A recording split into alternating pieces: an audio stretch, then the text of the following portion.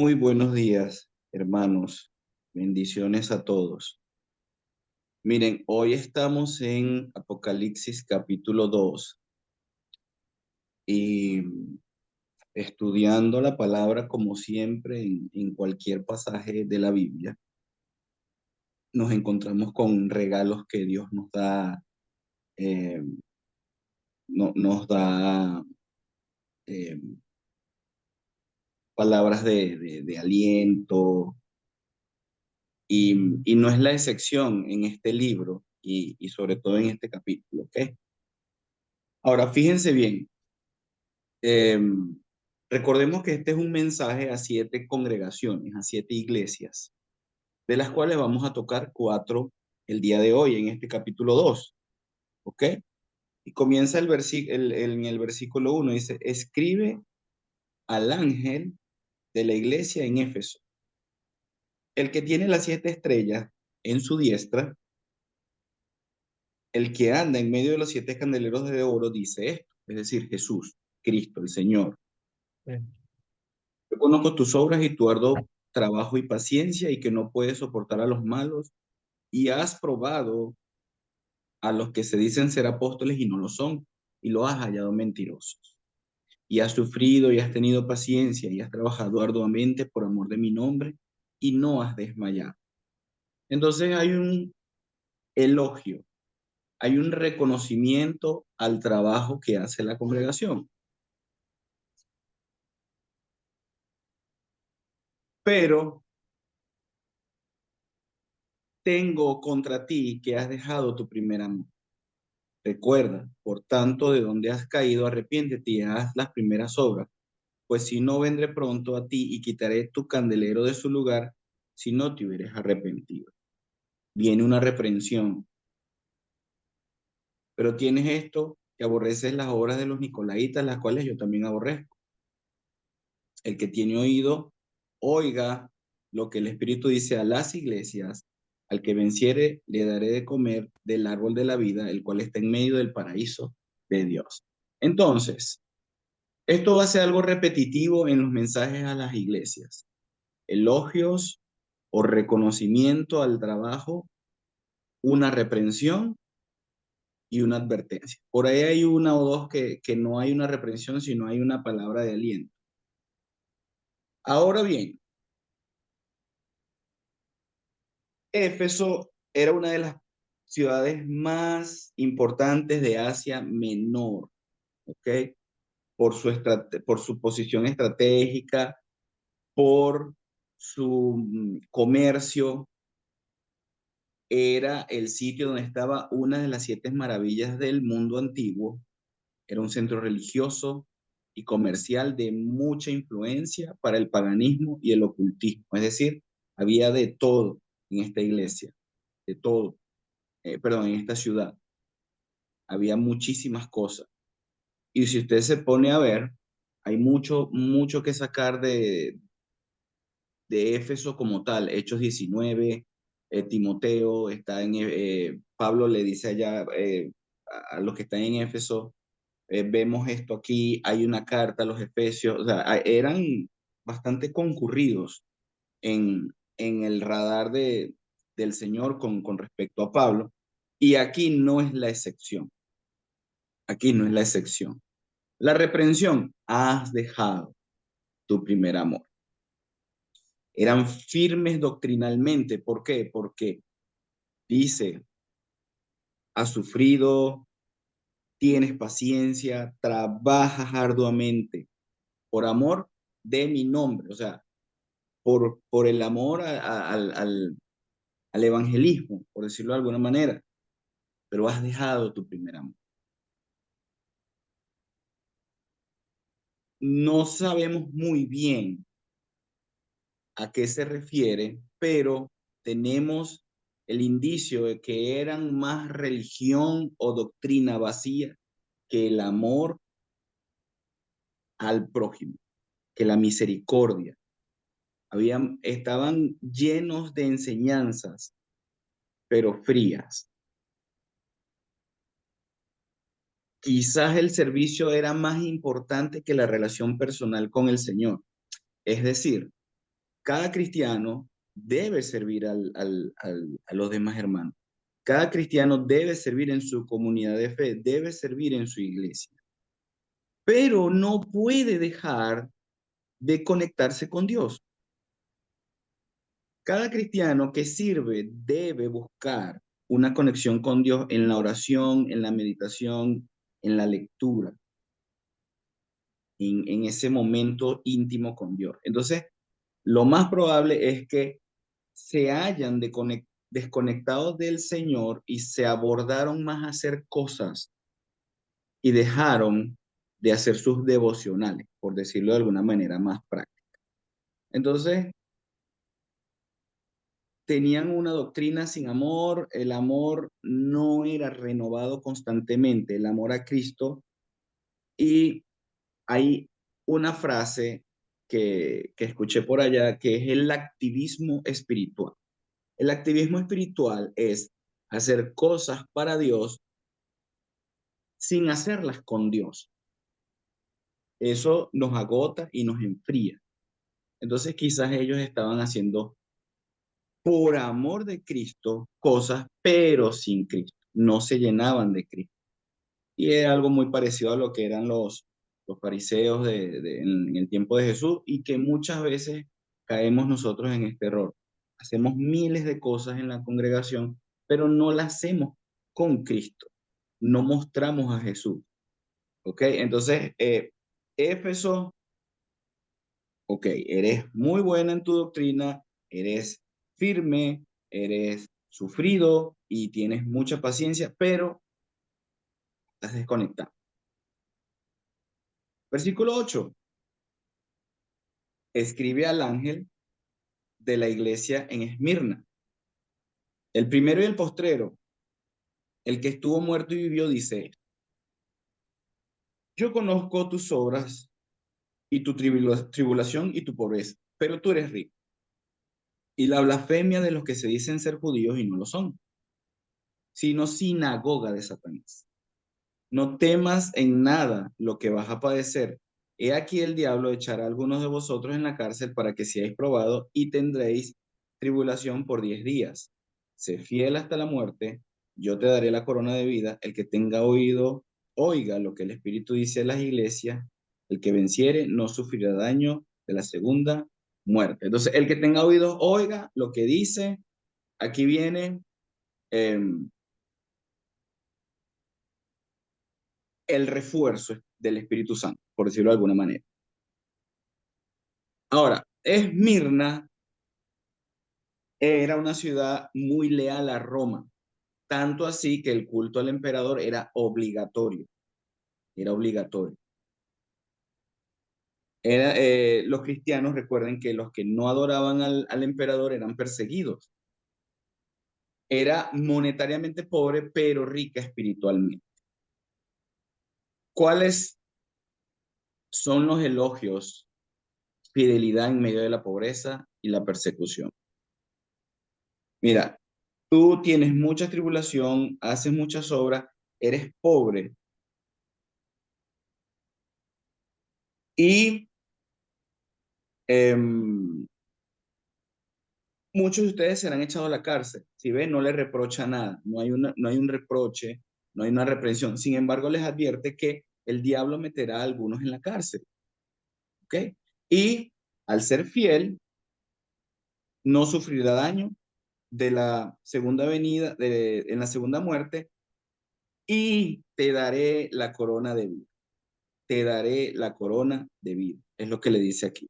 Entonces, la fidelidad en el sufrimiento es premiada. O sea, a veces sufrimos mucho. Debemos permanecer fieles. Y la verdadera riqueza no es la riqueza material, sino la espiritual.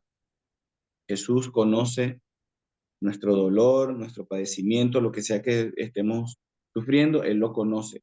Seamos fieles hasta la muerte y tendremos la corona de vida. ¿Ok? Versículo 12. Y escribe al ángel de la iglesia en Pérgamo. El que tiene la espada aguda de 2 filos dice esto: yo conozco tus obras y dónde moras, donde está el trono de Satán. pero retienes mi nombre y no has negado mi fe ni aun en los días en que Antipas, mi testigo fiel, fue muerto entre vosotros donde mora Satanás. Pero tengo pocas cosas contra ti, que quienes ahí, a los que retienen la doctrina de Balaam, que enseñaba Balac para poner tropiezo a los hijos de Israel a comer cosas sacrificadas a los ídolos y a cometer fornicación. Y también tienes a los que retienen la doctrina de los nicolaitas, la cual yo aborrezco. Por tanto, arrepiéntete porque, pues si no, vendré a ti pronto y pelearé contra ellos con la espada de mi boca. Entonces nombra ciertas personas, ¿ok? Pérgamo era un centro político de adoración a Zeus. Por eso habla quién es el trono de Satanás. Y también era la ciudad donde se estableció el primer templo dedicado al culto del emperador. Por eso habla de el trono de Satanás, por su idolatría, estamos de acuerdo. Pero en este caso por el trono a Zeus y por el templo al emperador. ¿Cuál es el elogio aquí de Jesús o el reconocimiento?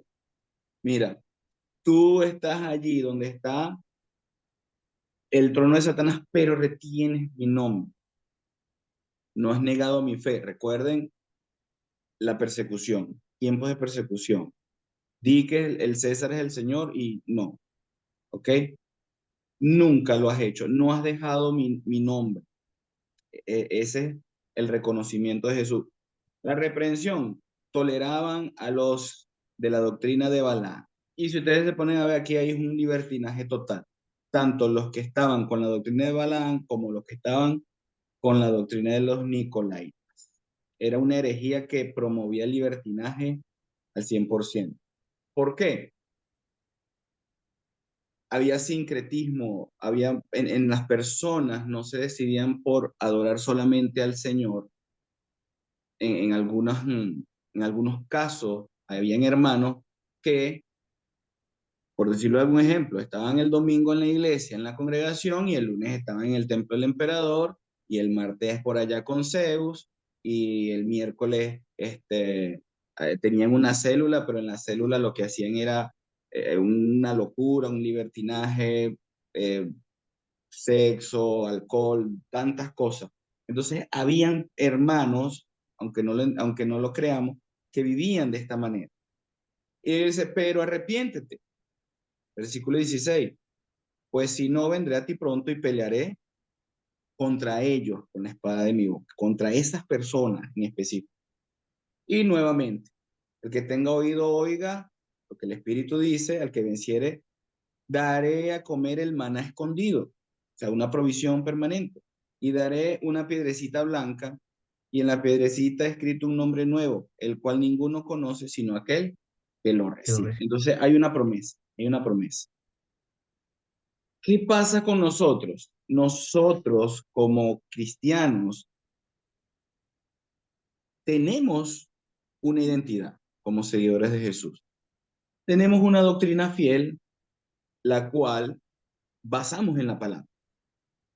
La cuestión está cuando nuestros compromisos con el mundo secular nos sobrepasan.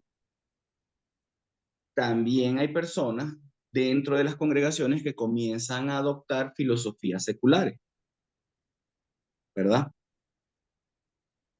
A veces también hay inmoralidades en nuestras congregaciones y las aceptamos. Nosotros debemos siempre buscar la pureza moral y doctrinal. No podemos flaquear en esas cosas. Como cristianos, como iglesia, no podemos.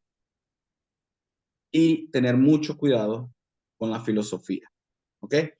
Y la última congregación, o el último mensaje de este capítulo, dice, y escribe al ángel de la iglesia de Tiatira, el Hijo de Dios, el que tiene ojos como llama de fuego y pies semejante al bronce bruñido, dice esto. Yo conozco tus obras y amor y fe y servicio y tu paciencia, y que tus obras postreras son más que las primeras. Pero tengo unas pocas cosas contra ti, que toleras a esa mujer Jezabel, que se dice profetiza, que enseñe y seduzca a mis siervos a fornicar y a comer cosas sacrificadas a los ídolos. Y le he dado tiempo para que se arrepienta, pero no quiere arrepentirse de su fornicación. He aquí yo la arrojo en cama y en gran tribulación a los que con ella adulteran, si no se arrepienten de las obras de ella. Y a sus hijos heriré de muerte, y todas las iglesias sabrán que yo soy el que escudriña la mente y el corazón, y os daré a cada uno según vuestras obras. Hay retribución. Pero a vosotros y los demás que están en Tiatira, a cuantos no tienen esa doctrina y no han conocido lo que ellos aman, las profundidades de Satanás, yo os digo, no os impondré otra carga, pero lo que tenéis, retenedlo hasta que yo venga. ¿Qué sucede? Bueno, en Tiatira venían muchos gremios comerciales, es decir, artesanos, pescadores, por decirlo de alguna manera, eh, comerciales, comerciantes de telas, de pieles, y estaban allí, llegaban allí, era como un centro de distribución muy importante. Aparte de sus negocios, traían cultos paganos en sus espaldas y tenían como que ciertos sitios, o habían muchos sitios de cada gremio con sus cultos paganos y lo hacían su culto a sus dioses. Pero el punto central de esta congregación es Jezabel, la profetisa esa que lleva a mis hijos a fornicar y a comer cosas sacrificadas a los ídolos. Literalmente hacían estas cosas. Recuerden que el contexto de cada ciudad va a la iglesia. ¿Okay? Ejemplo, aquí en Lara, Barquisimeto, se come mucho suero. Entonces, en la iglesia también vamos a comer suero. Pasa lo mismo acá. En esta ciudad es una de las más pervertidas por tantas cosas. Y esta mujer dice, bueno, pero nosotros podemos hacer esto aquí en la congregación. Mire, yo soy una profetisa por esto, por esto, por esto. Y hay una reprensión. Ella va a estar en cama, va a tener tribulación y todos los que estén con ella. Ahora, ¿cuál es el elogio de Jesús con ellos?